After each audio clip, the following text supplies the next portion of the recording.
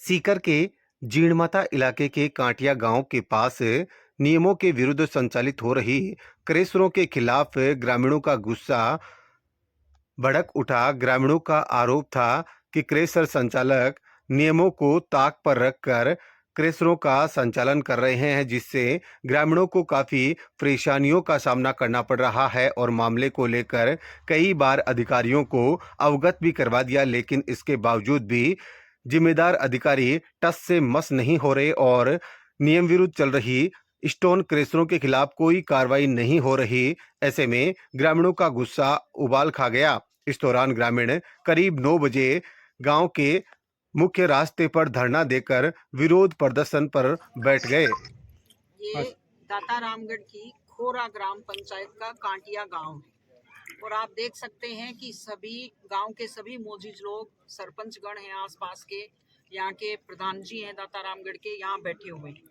यहाँ एक पहाड़ी है, उसमें खनन होता है और शिकायत गांव वालों की ये है कि खनन जो लोग करते हैं वो किसी भी नियम का पालन नहीं करते और जब प्रशासन को शिकायत की जाती है तो प्रशासन कोई कार्यवाही नहीं करता, उल्टा वो गांव के लोगों पर दबाव डालता है कि वो इन लोगों से समझौता करें। उदाहरण के लिए सारे जो इनके ट्रोले हैं वो ओवरलोडेड होते हैं। 12 टन तक की उसमें 18 टन तक की उसमें अनुमति होती है, लेकिन 42 टन तक 40 टन तक उसमें सामान जाता है। दुर्घटना का अंदेशा रहता है और इस इलाके की सड़कें तुरंत बनाते ही टूट जाती है। इसके अलावा एक मेन प्रॉब्लम कि ब्लास्टिंग जो है वो हैवी ब्लास्टिंग इसमें की जाती है, जिससे गांव के जो भी मकान हैं 2-2, 3-3, 4-4 इंच तक की उनमें दरारें आ गई हैं और संभावना है कि धीरे धीरे कभी भी कोई मकान गिर सकता है। उसमें अगर लोग हों तो उनके जीवन को संकट हो सकता है।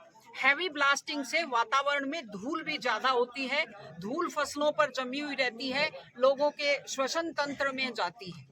अभी भी सभी लोगों का, यहाँ जितने लोग मौजूद हैं सबकी शिकायत है कि इन्होंने खान विभाग में शिकायत की है, इन्होंने पुलिस में शिकायत की है कि ये जो ओवरलोडेड वाहन हैं उनको जब्त किया जाए, लेकिन पुलिस जब्त नहीं करती।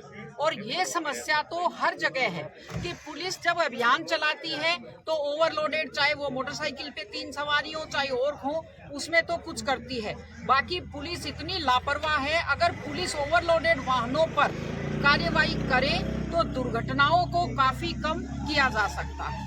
तो गांव के लोग हैं, सैकड़ों सालों से बसा हुआ गांव है और यहाँ एक कमर्शियल कारण से, मतलब जो लोग खनन करते हैं वो तो पूरा फायदा उठाते हैं, बड़े बड़े बंगले बना लेते हैं, और जो उस गांव के रहने वाले लोग हैं जहाँ पत्थर निकलता है, उनके जो बेचारों के छोटे छोटे मकान बनाए हुए हैं उनमें भी दरारें हैं, वो भी गिरने के कगार पर हैं और सुनवाई कोई कर नहीं रहा है।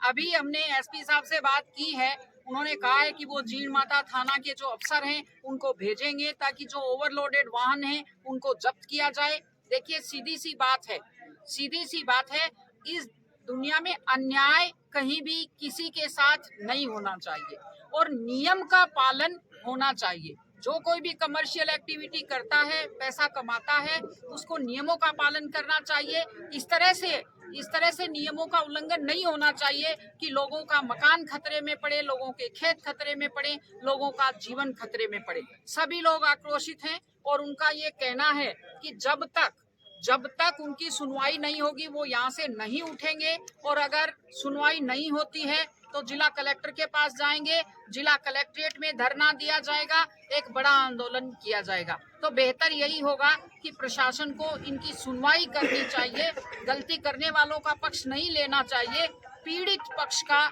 पक्ष प्रशासन को लेना चाहिए, नियमों की अनुपालना करवाई जानी चाहिए।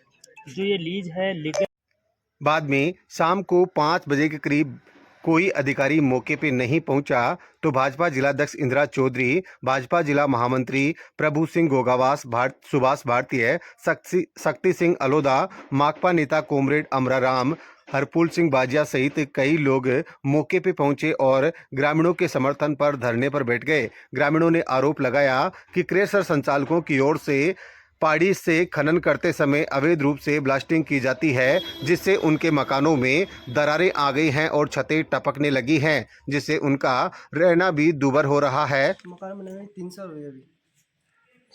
ये देखो दीवार दिख रही है आपको दरारें। इसका ये दीवार दरार इसलिए पड़ रही है कि मतलब अवैध ब्लास्टिंग हो रही है आसपास की पहाड़ियों में। इनका कोई टाइम टेबल है नहीं। पूरे मकानों में दीवारें दरार पड़ रही है, कोई टाइम टेबल नहीं है इनका। ये अवैध ब्लास्टिंग कर रहे हैं, मना करने के बाद भी डे बाय डे रेगुलर छोड़ रहे हैं।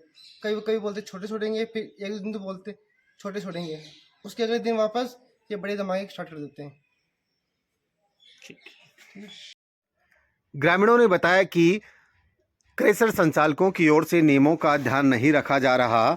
ऐसे में पानी का उपयोग नहीं करने से दिन भर डस्ट उड़ती रहती है और उनको सांस लेने में भी तकलीफ है, साथ ही उनकी फसलें भी खराब हो रही है। साथ ही ओवरलोड वाहनों की वजह से भी आए दिन सड़क हादसे होते रहते हैं। ओवरलोड वाहनों के खिलाफ ना तो परिवहन विभाग कार्रवाई कर रहा है और ना ही पुलिस और प्रशासन। आज ग्रामीणों ने यहाँ पर जो ब्लास्टिंग से संबंधित है और ओवरलोडिंग से संबंधित है उसके संबंध में धरना प्रदर्शन दिया था। उसके तो यहाँ पर हम भी ग्रामीणों और क्रेशरों को और लीज धारकों को इकट्ठा करके और आपस में सहमति की गई भी कोई भी बॉडी लेवल से ऊपर ओवरलोड नहीं ले जाएगा और रात्रि में ब्लास्टिंग नहीं करेगा, खनन कार्य नहीं करेगा। ओवरलोडिंग ले जाएंगे उनके लिए क्या कार्रवाई रहेगी आपकी? उनके जो भी ओवरलोडिंग ले जाएगा उस पर हम नियमानुसार जो भी पेनल्टी है उसकी कार्रवाई करेंगे। और जो डस्ट पानी के साथ नहीं चलाएंगे, डस्ट के लिए वो इनमें समझौता होगा, अभी डस्ट बिना पानी के नहीं चलाएंगे। ठीक है सर, थैंक यू।